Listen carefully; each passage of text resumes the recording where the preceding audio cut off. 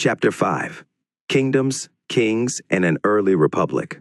Election day, Shankaran woke up to see his grandparents all ready to go and vote. They wanted to be the first to reach the polling booth. Why, Shankaran wanted to know, were they so excited? Somewhat impatiently, his grandfather explained, "We can choose our own rulers today." How some men became rulers, choosing leaders or rulers by voting, is something that has become common during the last 50 years or so. How did men become rulers in the past? Around 3,000 years ago, some men became recognized as rajas by performing big sacrifices. The Ashvamedha, or horse sacrifice, was one such ritual. A horse was let loose to wander freely, and it was guarded by the raja's men. If the horse wandered into the kingdoms of other rajas and they stopped it, they had to fight. If they allowed the horse to pass, it meant that they accepted that the raja who wanted to perform the sacrifice was stronger than them. These rajas were then invited to the sacrifice, which was performed by specially trained priests who were rewarded with gifts. The raja who organized the sacrifice was recognized as being very powerful, and all those who came brought gifts for him. The raja was a central figure in these rituals. He often had a special seat, a throne, or a tiger skin. His charioteer, who was his companion in the battlefield and witnessed his exploits, chanted tales of his glory. His relatives, especially his wives and sons, had to perform a variety of minor rituals. The other rajas were simply spectators who had to sit and watch the performance of the sacrifice. Priests performed the rituals, including the sprinkling of sacred water on the king. The ordinary people, the Vish or Vaishya, also brought gifts.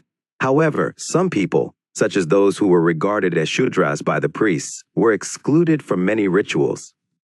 Make a list of all those who would be present at the sacrifice. Which are the categories that are described in terms of their occupation? Varnas. There were 4 social categories, namely Brahmins, Kshatriyas, Vaishyas, and Shudras. Brahmins were expected to study and teach the Vedas, perform sacrifices, and receive gifts. Kshatriyas were expected to fight battles and protect people. Vaishyas were expected to be farmers, herders, and traders. The Shudras were expected to serve the other 3 groups. Painted gray ware. Plates and bowls are the most common vessels made out of painted gray ware. These are extremely fine to touch, with a nice smooth surface. Perhaps these were used on special occasions for important people and to serve special food. Janapadas, the rajas who performed these big sacrifices, were now recognized as being rajas of Janapadas rather than Janas.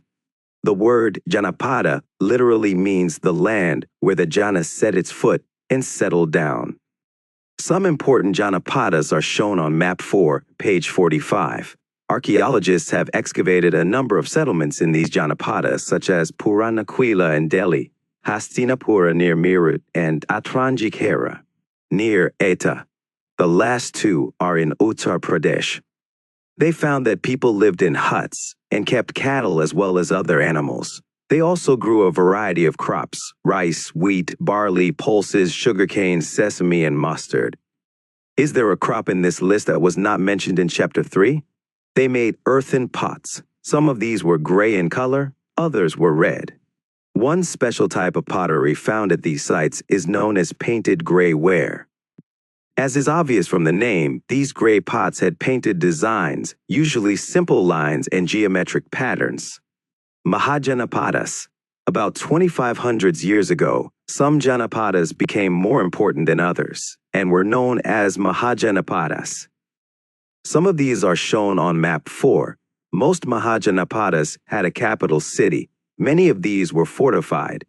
This means that huge walls of wood, brick, or stone were built around them. Forts were probably built because people were afraid of attacks from other kings and needed protection.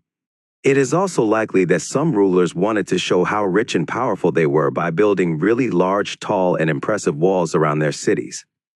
Also in this way, the land and the people living inside the fortified area could be controlled more easily by the king.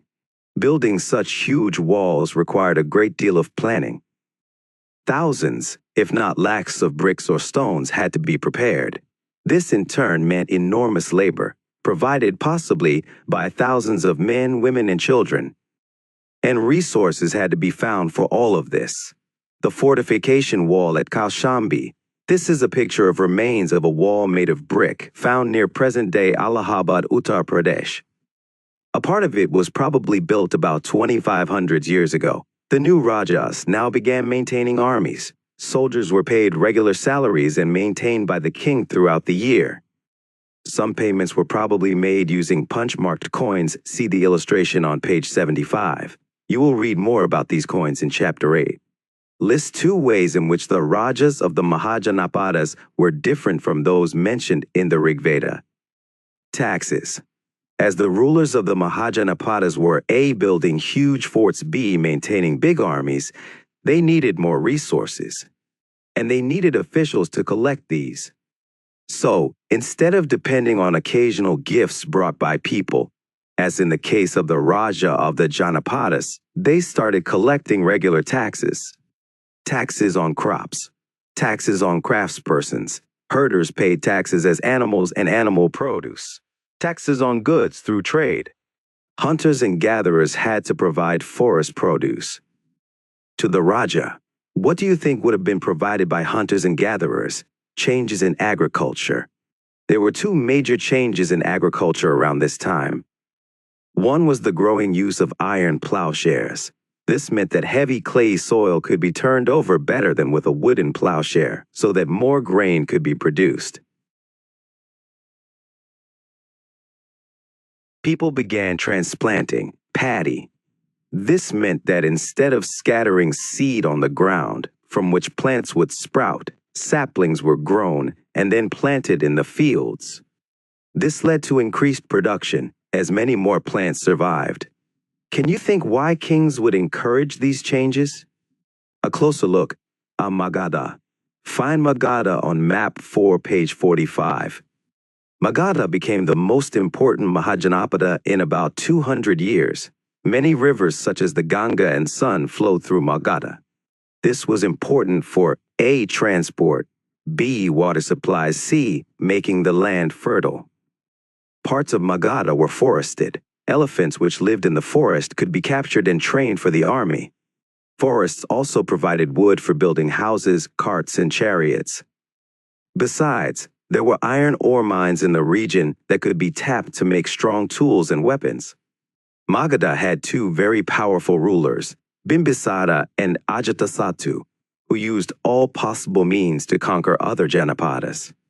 Mahapadmananda was another important ruler. He extended his control up to the northwest part of the subcontinent. Rajagriha, present-day Rajgir in Bihar, was the capital of Magadha for several years. Later, the capital was shifted to Pataliputra, present-day Patna. More than 2,300 years ago, a ruler named Alexander, who lived in Macedonia in Europe, wanted to become a world conqueror. Of course, he didn't conquer the world, but did conquer parts of Egypt and West Asia, and came to the Indian subcontinent, reaching up to the banks of the Bees. When he wanted to march further eastwards, his soldiers refused. They were scared, as they had heard that the rulers of India had vast armies of foot soldiers, chariots, and elephants. In what ways were these armies different from those described in the Rigveda? A closer look, Vaji. While Magadha became a powerful kingdom, Vaji, with its capital at Vaishali, Bihar, was under a different form of government, known as Gana or Sangha. In a Gana or a Sangha, there were not one, but many rulers, and each one was known as a Raja. These Rajas performed rituals together. They also met in assemblies and decided what had to be done and how through discussion and debate. For example, if they were attacked by an enemy, they met to discuss what should be done to meet the threat. However, women, dasas, and kamakaras could not participate in these assemblies. This is an account of the Vajis from the Digha Nikaya, a famous Buddhist book, which contains some of the speeches of the Buddha. These were written down about 2,300 years ago. Ajatasattu and the Vajis. Ajatasattu wanted to attack the Vajis. He sent his minister named Vasakara to the Buddha to get his advice on the matter. The Buddha asked whether the Vajis met frequently, in full assemblies. When he heard that they did, he replied that the Vajis would continue to prosper as long as they held full and frequent public assemblies. They met and acted together. They followed established rules. They respected, supported, and listened to elders. Vaji women were not held by force or captured. Chaitya's local shrines were maintained in both towns and villages. Wise saints who followed different beliefs were respected and allowed to enter and leave the country freely. In what ways was the Vaji Sangha different from the other Mahajanapadas? Try and list at least 3 differences. Rajas of powerful kingdoms tried to conquer the Sanghas. Nevertheless, these lasted for a very long time, till about 1,500 years ago, when the last of the Ganas or Sanghas were conquered by the Gupta rulers, about whom you will read in Chapter 9.